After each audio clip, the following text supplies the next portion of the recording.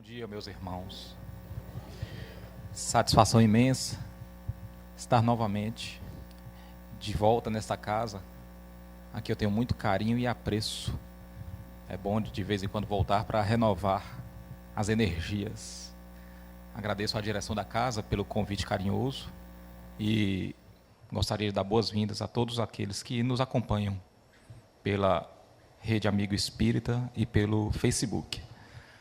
Muito bem, o tema da manhã, a educação moral no lar. Nós sabemos que o planeta Terra serve para nós, espíritos imortais, de instituição de ensino, serve de aprendizado, um local de aprendizado. O planeta Terra está para nós, assim como as instituições de ensinos acadêmicos estão para os alunos aqui do nosso mundo. Nas instituições de ensino tem salas de aula. No planeta Terra também tem sala de aula. E a sala de aula do planeta Terra é justamente o nosso lar, a nossa casa. Numa instituição de ensino tem os professores, os educadores.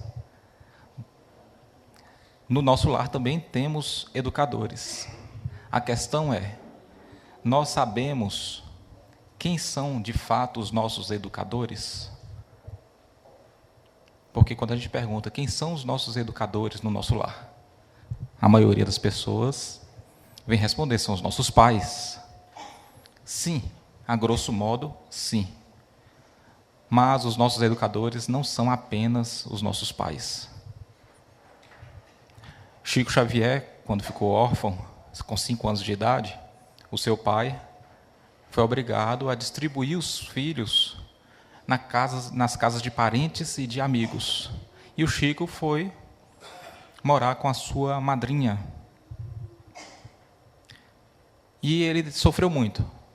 Sofreu porque ele era uma pessoa que frequentava a igreja católica, mas desde pequeno via a sua mãe no pé de bananeira daquela casa. E aí toda vez que ele falava que via a mãe, como ele não sabia mentir, não cabia na personalidade do Chico a mentira, ele era agredido de formas diversas. Tomava garfadas na barriga, passava fome, ficou até 3 dias sem comer. A gente não vai discorrer aqui todo o sofrimento que o Chico passou nessa ocasião, nesse período, nos anos que ele esteve ali, hospedado com aquela família. Mas, depois de amadurecido, o Chico sempre se referia à sua madrinha como a sua educadora.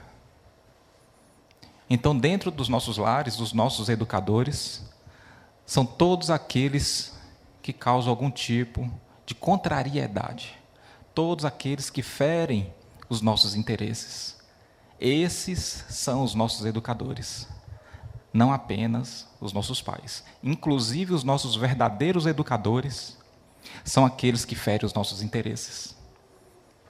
Esses são os verdadeiros educadores do espírito. Dentro de uma casa tem irmãos que mal se falam. Dentro de uma casa, com vários filhos, tem pais que têm mais afinidade com determinados filhos e mais distanciamento com outros. Mas por que isso acontece? Como explicar? Qual a finalidade desse processo de aprendizado?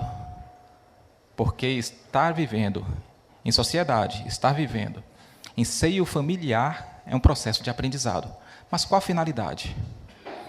A gente sempre interpreta, é para a gente se amadurecer espiritualmente, é para a gente adquirir valores morais. Está certo, esse é o meio. Mas qual a finalidade final? Qual o papel que a gente tem observado dos espíritos mais evoluídos? O papel de benfeitor, não é verdade? Porque Deus não cria nada de inútil, muito menos os seus filhos. Então, à medida que a gente vai evoluindo, vai tomando consciência de si mesmo, vai adquirindo valores morais, nós vamos nos tornando benfeitores. Benfeitores. Então a escola a que a gente frequenta, chamado lar, é para que a gente se forme um dia em benfeitor. Agora, como pode nós querermos servir 100 ou 1000 pessoas se ainda não aprendemos a servir 5 ou 10? A gente ainda não aprendeu a servir 5 ou 10. Então, um dia a gente vai ser benfeitor para poder atender 100, 1000, 2000 pessoas. Como Jesus Cristo tem atendido aqui no planeta Terra 21 bilhões, contando encarnados e desencarnados. E aí dentro do lar tem uma problemática. Porque eu estou no seio familiar, um lugar onde eu deveria receber carinho, apoio, incondicional e constante. Mas muitas vezes não é isso que acontece.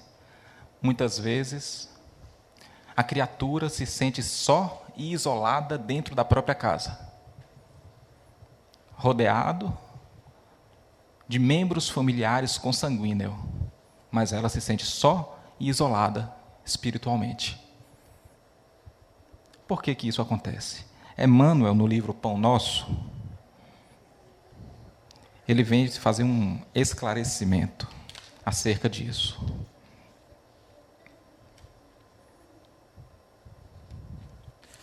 No capítulo Família, capítulo 117, conhecemos numerosos irmãos que se sentem sozinhos espiritualmente, entre os que lhes agregam círculo pessoal através dos laços consanguíneos, entregando-se por isso a lamentável desânimo.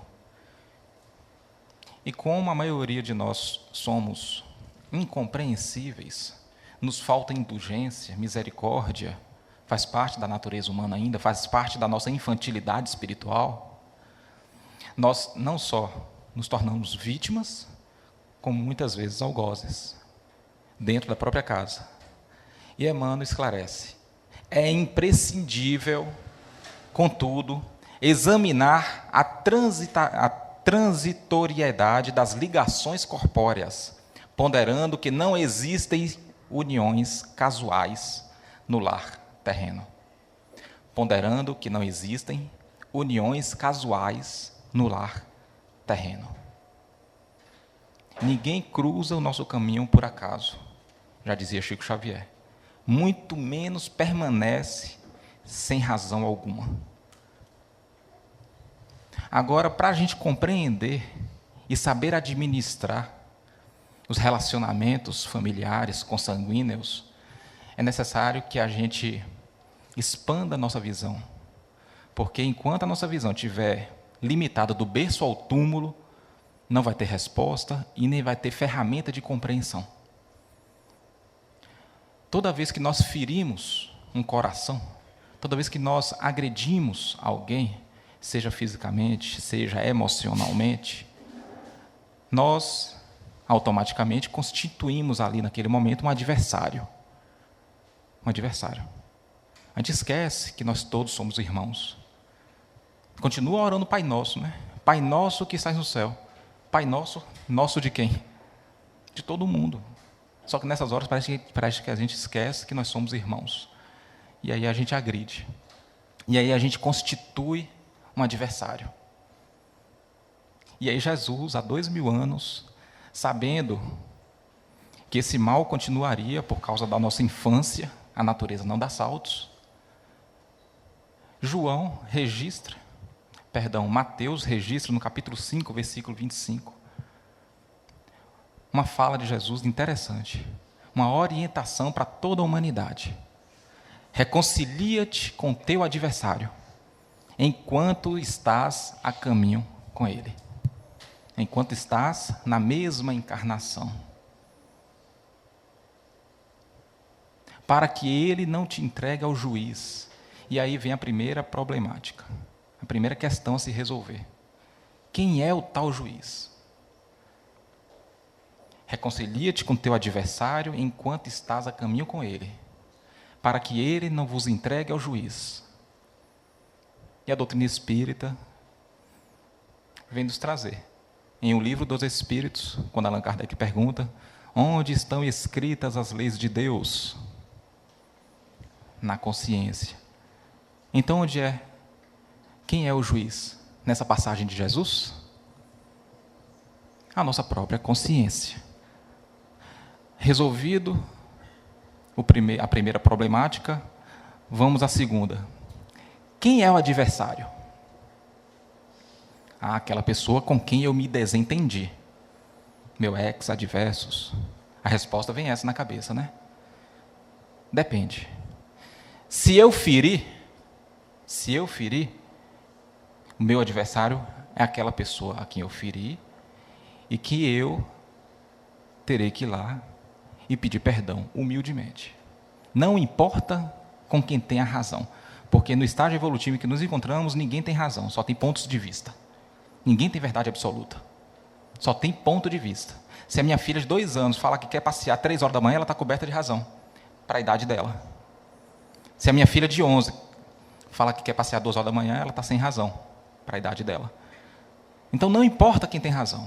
Eu feri, eu machuquei porque não soube me expressar. 99% dos casos de desentendimento acontece não é por causa do que se fala, e sim por causa da forma que se fala. Eu feri. Eu tenho que ir lá junto ao meu adversário e me retratar, enquanto estou a caminho com ele. Eu fui ferido. Quem é o meu adversário? Eu fui ferido. Meu adversário é todo aquele que prejudica o meu progresso espiritual. Eu feri o irmão, eu estou prejudicando o progresso espiritual do irmão, eu vou lá e peço perdão. Eu fui ferido e eu não perdoei. Quem está prejudicando o meu progresso espiritual? Eu mesmo. Meu adversário sou eu próprio. Eu vou ter que reconciliar comigo mesmo, aprendendo a perdoar. Porque se eu fui ferido, não é problema do outro. Eu estou aqui para passar por esse tipo de provação. O outro é apenas ferramenta. Apenas ferramenta. Se eu fui ferido é porque eu ainda não tenho estrutura psíquica para suportar contrariedades, para suportar adversidades. Apenas por essa razão. Porque a gente vê que espíritos mais evoluídos não se ferem facilmente. Espíritos puros, como Jesus, não se ferem de modo algum, emocionalmente falando. Então, o nosso adversário, na maioria das vezes, será nós mesmos. Se eu ferir, eu tenho que ir de encontro ao meu irmão para pedir perdão e tentar uma reconciliação. Se eu fui ferido, eu não devo aguardar que o meu irmão venha me pedir perdão. Não devo aguardar. Parece um contrassenso, mas não é.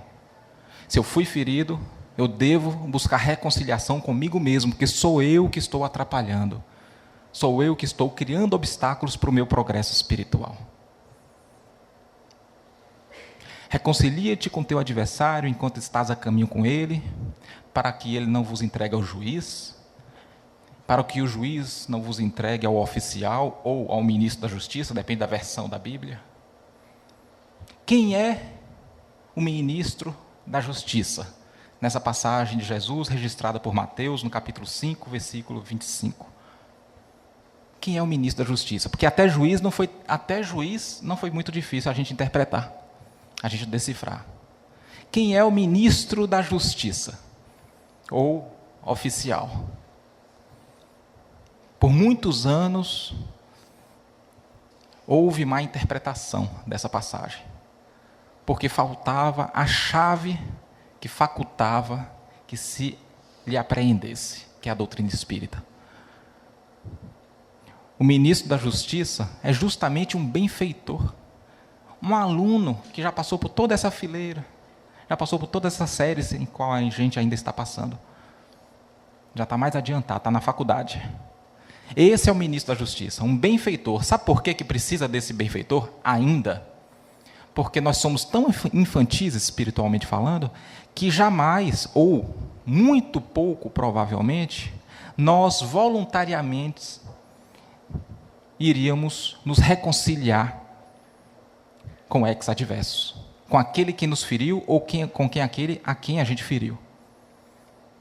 Muito dificilmente o algoz e a vítima se reconciliam sem a intervenção de um ministro da Justiça, sem a intervenção de um benfeitor. E aí precisa de um benfeitor para fazer um papel de um juiz classista, para fazer o papel de intermediador de relações. E aí o ministro da Justiça conversa com um, conversa com outro, conversa com um, durante alguns anos, tentando convencer o outro de que se ele não passar por esse processo, ele não vai progredir, ele vai ficar estacionado.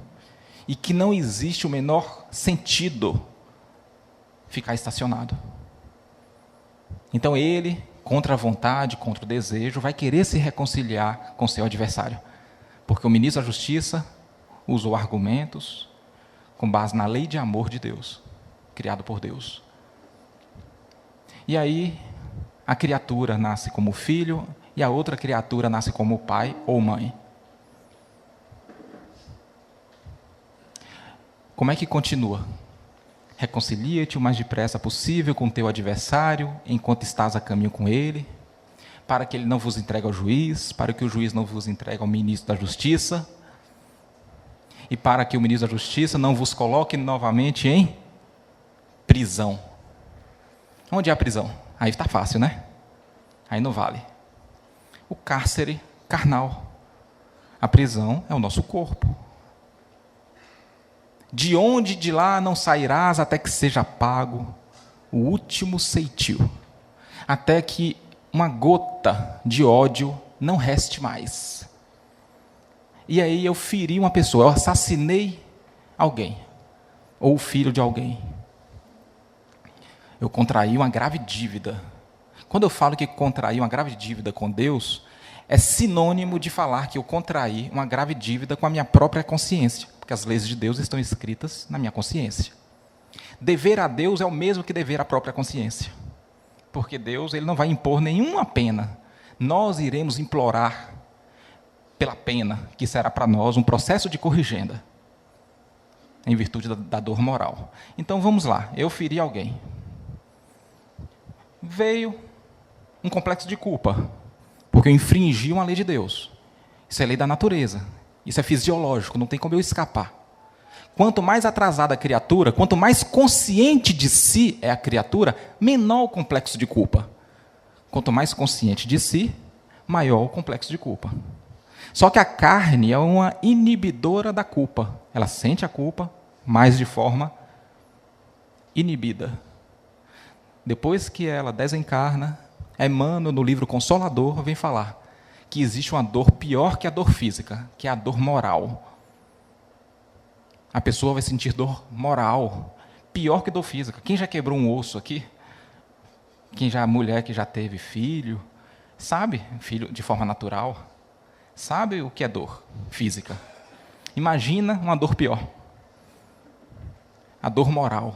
A pessoa não consegue repousar a mente.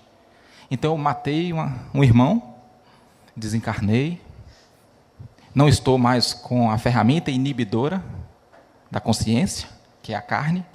A dor moral vem com todo o seu peso. E aí eu vou implorar a Deus. Como é que se inicia o processo de corrigenda? Primeira parte do livro Céu e Inferno, no capítulo Código Penal da Vida Futura. Primeira parte, expiação. Mas o que vai levar a criatura a solicitar a expiação? O arrependimento sincero. O arrependimento sincero. Então, primeiro de tudo, vem o arrependimento.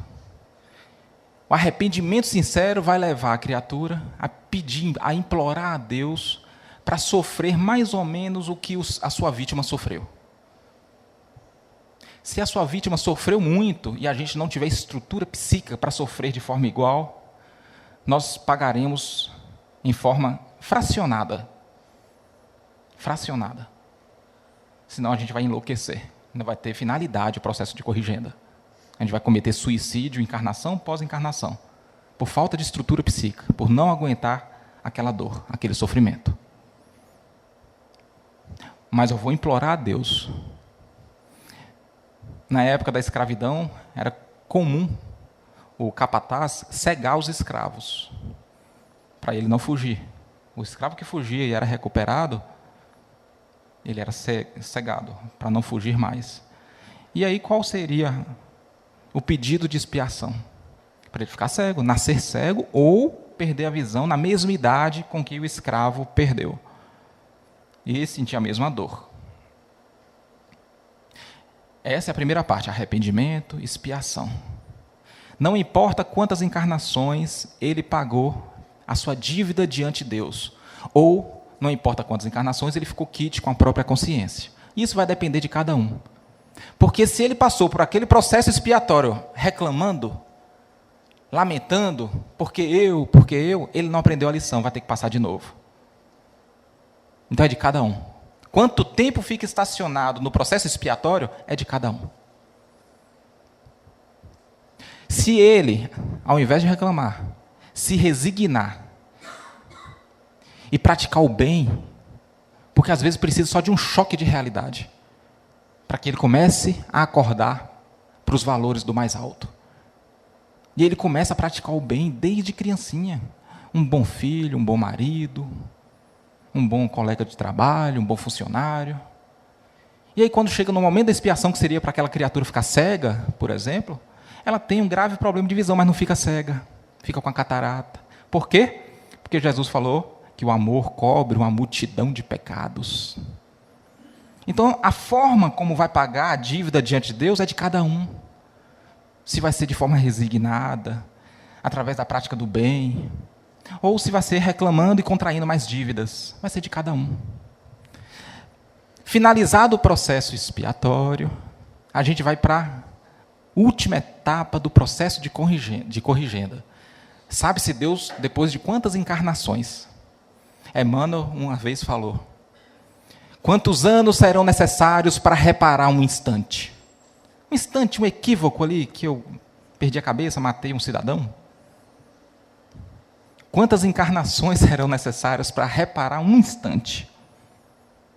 Só o processo expiatório são algumas. Fora o tempo que a gente sofreu no plano espiritual, na erraticidade. Chegou nessa última parte, que é a que nos interessa para o estudo de hoje.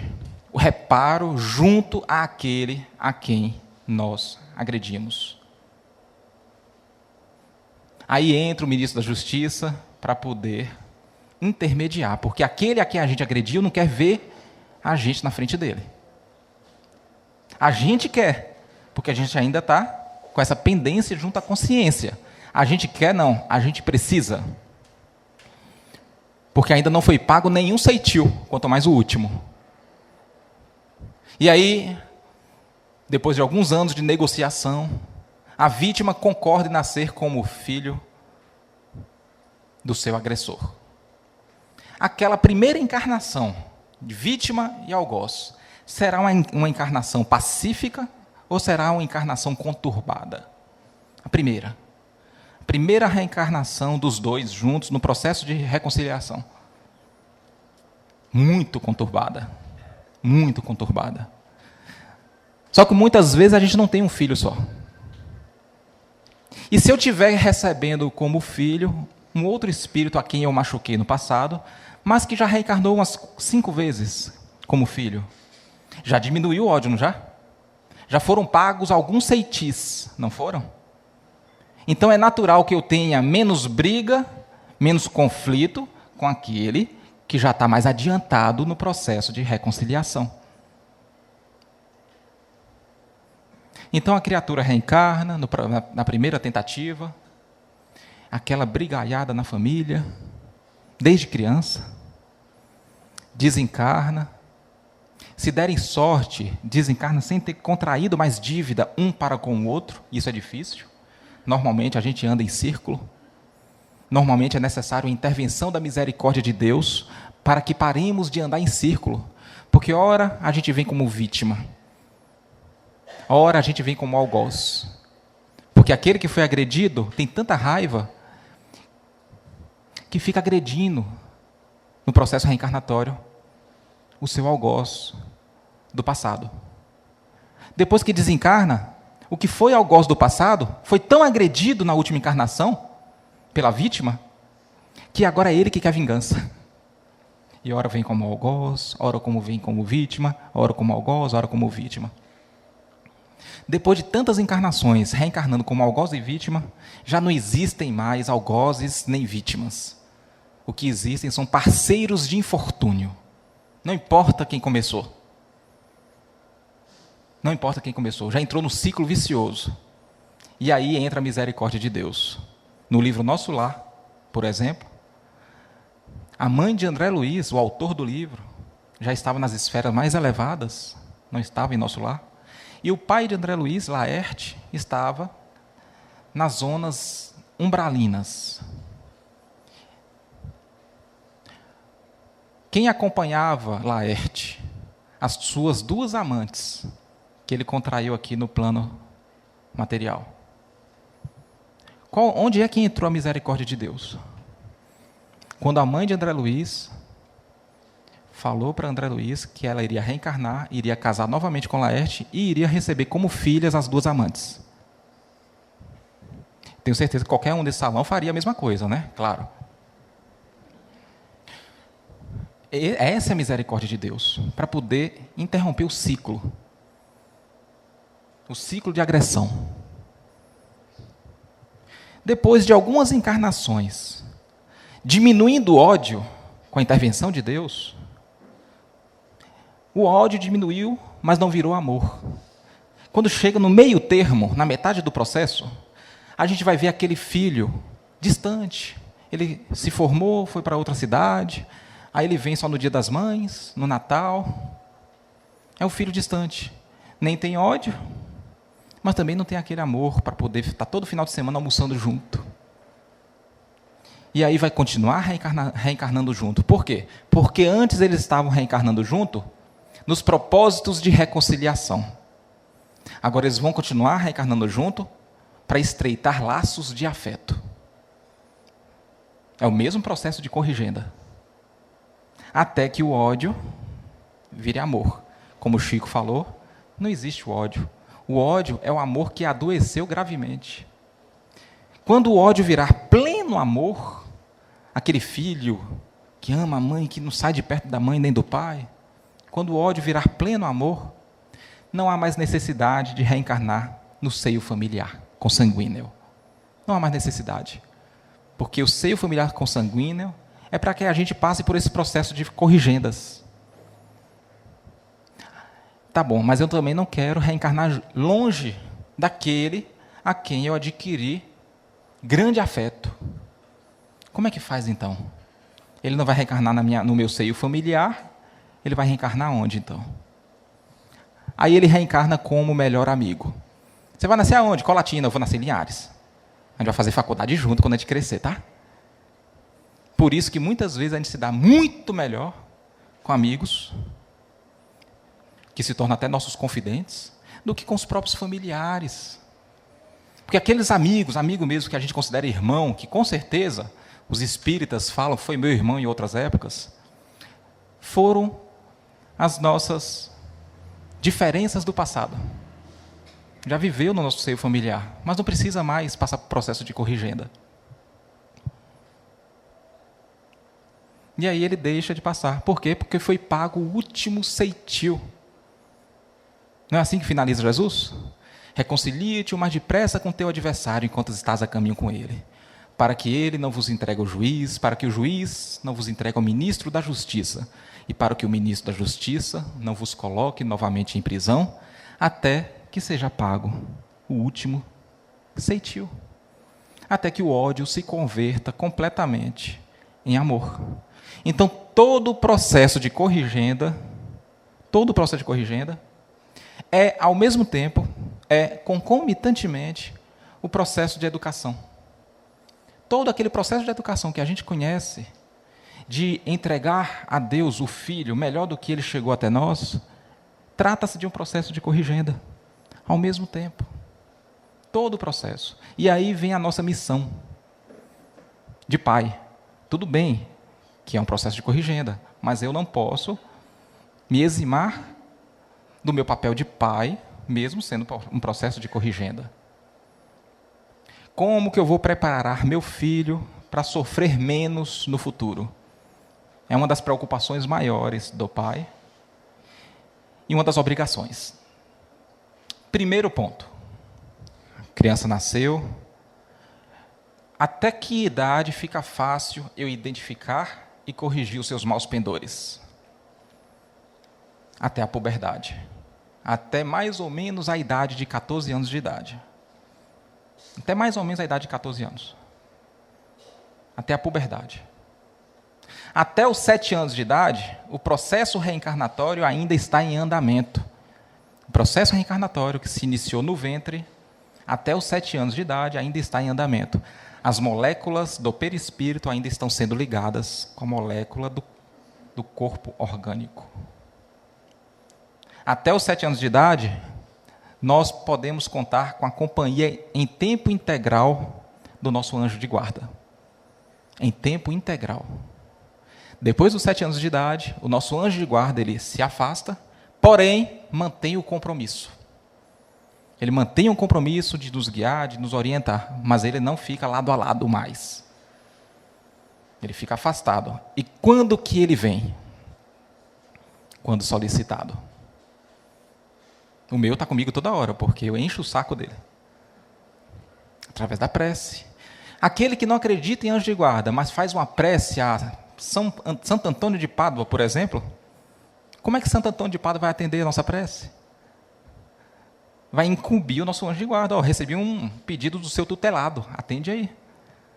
Não importa se a pessoa acredita ou não acredita. A pessoa pode ser até ateu. A diferença é que o ateu, ideologicamente, porque não existe ateu convicto, o problema é que o ateu ele não faz prece espontânea. Então o anjo de guarda tem um pouquinho mais de trabalho, tem que ficar mais vigilante. Não é verdade? Passado dos 7 anos de idade, ele fica afastado, esperando ser solicitado. Essa é uma das funções do mecanismo da oração, para que o nosso anjo de guarda esteja sempre por perto a nos guiar. Mas que a gente peça coisas úteis. E é isso que a gente tem que ensinar para os nossos filhos. Não vai ficar pedindo coisas fúteis.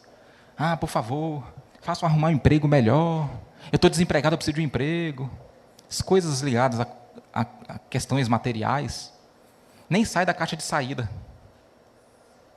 Nem sai da caixa de saída. Agora, se a gente pedir, por favor, faça com que eu suporte, me dê coragem e resignação para que eu suporte esse momento que eu tenho que passar. Porque, como dizia Joana de Anjos, a dor é uma bênção que Deus dá aos seus eleitos. Não importa se é aperto financeiro, não importa se é doença. Não importa. A dor é uma bênção que Deus dá aos seus eleitos. E são esses valores que nós temos que passar para os nossos filhos. Senão ele vai crescer um ser humano corrompido, sem saber fazer prece, pedindo preces que jamais serão atendidas. Vai ser um ser humano egoísta. Quais são os valores que temos que passar para a nossa cria? Por exemplo, o nosso filho, se for bem criado, do ponto de vista espiritual, ele vai optar por comprar um cachorro de R$800, R$1.000, R$2.000, ou adotar um cachorrinho? Não precisa nem responder, né? Não vou entrar no mérito de quem está certo, de quem está errado, porque cada um tem um ponto de vista. É só pensar o que Chico faria, o que Jesus faria. Não precisa ir muito longe na problemática, não. Quando a gente passa na rua, a gente ensina ao nosso filho que tem que jogar o papel no lixo? No lixo. Só que a gente tem que ensinar que toda vez que ele vê um papel que outro jogou na rua, que ele tem que ir lá e pegar e jogar no lixo também. Independente de quem tenha jogado. Sabe por que a gente tem que ensinar nossos filhos assim?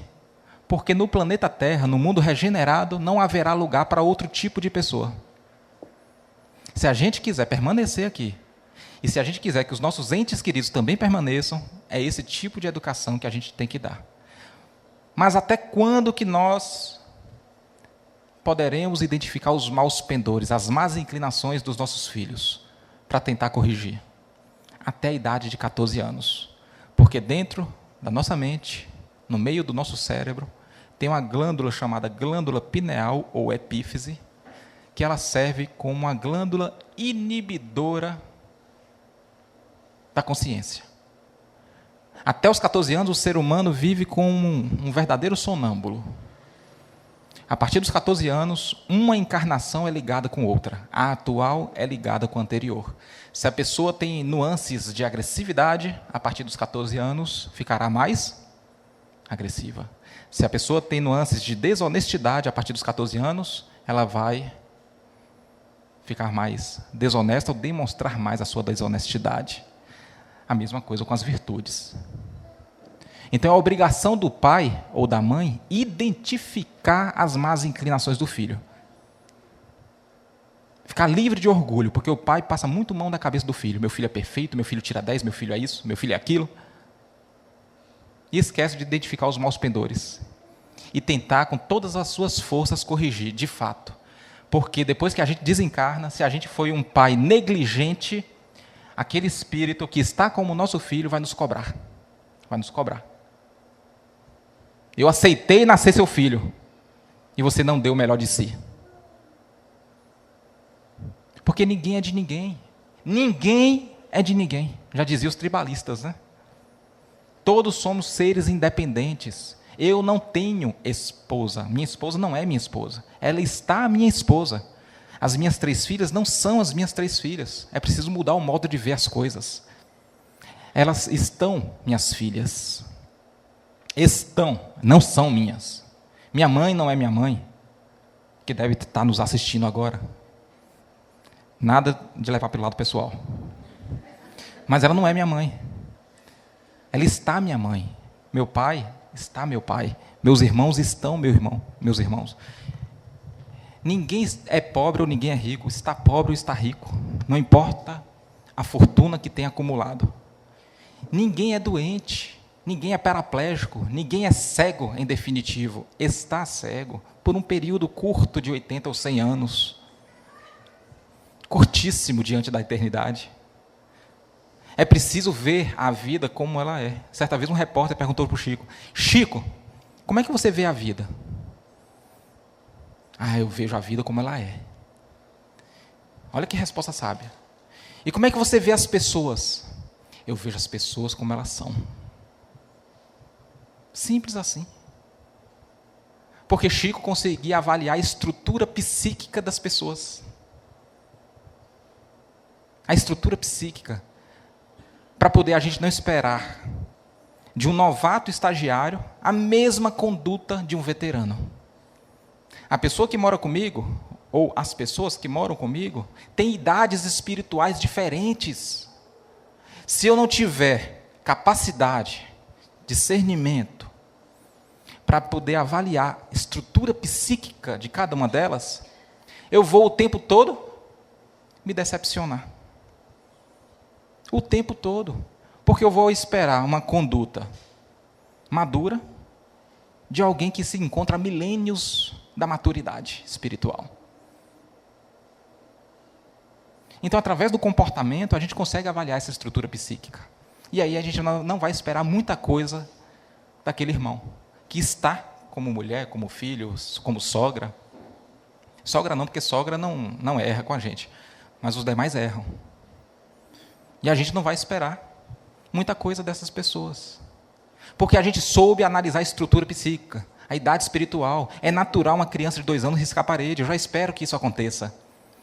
Eu não vou ficar triste, decepcionado, porque uma criança de 2 anos riscou a parede. Eu não vou ficar triste, decepcionado, porque um espírito infantil me traiu no relacionamento conjugal, ou porque o meu sócio me roubou, ou porque fulano brigou comigo e saiu de casa. É preciso ter maturidade. Toda vez que alguém se decepciona, é culpa desse alguém. Nunca é culpa do outro que feriu. Porque não desenvolveu a capacidade de analisar a estrutura psíquica das pessoas. Ainda é um ser muito infantilizado, do ponto de vista espiritual. Nunca é culpa do outro. O outro é apenas ferramenta de lapidação. E você já pode perceber que a maioria dos problemas, a maioria dos conflitos familiares, ele surge porque a gente quer sempre ter razão. Provar que tem razão. Não importa qual é a problemática. A gente quer sempre provar que a gente está com a razão. É ou não é? E aí surgem conflitos, muitas vezes aparentemente irreparáveis. E aí a gente lembra de um caso do monge e o aprendiz. O monge começou a fazer atendimento fraterno. E aí chegou uma senhora naquele atendimento fraterno e o aprendiz observando. A senhora começou a falar do marido, mas quando eu casei ele não era assim.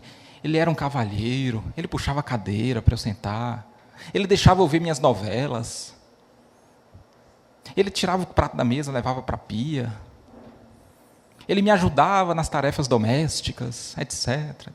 Agora não, agora ele ronca, só quer ver futebol, sai com os amigos o tempo todo, não quer saber de ficar dentro de casa, não tira o prato da pia, deixa a toalha em cima da cama. Falou. E o monge, depois que ela acabou de falar, a senhora está coberta de razão. Tô? Tá sim. Obrigada. Saiu. E aí chegou o dito cujo, o companheiro dela, o marido. Sentou lá. Ela não era assim. Ela era um doce de pessoa. Ela me fazia massagem. Ela botava mais sal na comida. Era mais carinhosa para comigo. E agora, ela fica rabugenta. Eu não posso sair com meus amigos que ela reclama. Qualquer coisa que acontece dentro de casa, ela faz um furacão. Ela não é mais a mesma. Falou. E o monge? O senhor está coberto de razão. O aprendiz não entendeu nada. Mas, mestre, como é que chega a senhora aqui e fala isso? E você fala que ela está com razão. E chega o marido dela e fala ao contrário. Isso, o senhor está sendo incoerente, mestre. Está vendo que isso não está certo? Ele interrompeu e falou, você está coberto de razão. Ninguém tirava a serenidade do mestre. Porque a gente não é dono da verdade. Einstein já falava que a gente não é dono da verdade. Que o universo de cada um se resume no tamanho de seu saber. Isso vai depender da maturidade espiritual de cada um, da experiência que cada um viveu. Joana de Anjos fala que a gente não pode julgar ninguém. Que para julgar alguém, inclusive o filho, dentro de casa, é necessário que a gente conheça toda a sua vida, desde quando ele nasceu, inclusive todas as suas reencarnações anteriores. A gente pode julgar alguém? Nem o nosso filho. A gente pode ter paciência, porque se a gente julgar o nosso filho, a gente vai estar fazendo um julgamento com base em observações parciais. Um julgamento injusto. Se um juiz julgar qualquer causa que seja com base em informações parciais, ele vai estar sendo injusto? Vai. A gente também estará sendo injusto com os nossos filhos, com o nosso marido, seja com quem for. O universo de cada um se resume no tamanho de seu saber. Nós não somos donos da verdade. Cada um tem um ponto de vista. Mas as maiorias dos conflitos é mais por causa da forma de falar. Não é muito por causa do conteúdo que está sendo falado. Da forma. Então, se a pessoa já tem um ímpeto de agressividade, um ímpeto de ironia, é óbvio que aquele espírito que está encarnado com ela como filho, como marido, seja o que for, que ainda está no início do processo de reconciliação, é óbvio que qualquer coisinha que a pessoa fizer, não importa se seja grave ou não, vai ser motivo de desavenças. E aí, como é que eu faço? Que eu estou querendo me reconciliar com aquela pessoa e aquela pessoa não está facilitando. O que eu devo fazer? Ter paciência. Ter paciência e fazer a nossa parte. Silenciando quando necessário. É isso que a gente deve fazer. Porque a nossa parte a gente fez, que é a tentativa de reconciliação. A gente tem que colocar um ponto final nesse ciclo vicioso que a gente traz de longas datas, de longas encarnações. Alguém tem que ser o espírito corajoso para fazer isso. É difícil, não é fácil. Só que em nenhum lugar do Evangelho disse que seria fácil. E o segredo está justamente na criação com afeto. Independente da afinidade que eu tenha com aquela criatura. Não importa se eu tenho muita briga com o filho ou menos. Como a gente já está com lucidez do que se trata, que é um processo de reconciliação, o melhor remédio é sempre a afetividade, o amor. E esses avanços tecnológicos parece que distanciam os familiares no processo afetivo. O WhatsApp faz uma coisa mágica, porque ele aproxima as pessoas que estão distantes e distancia as que estão próximas.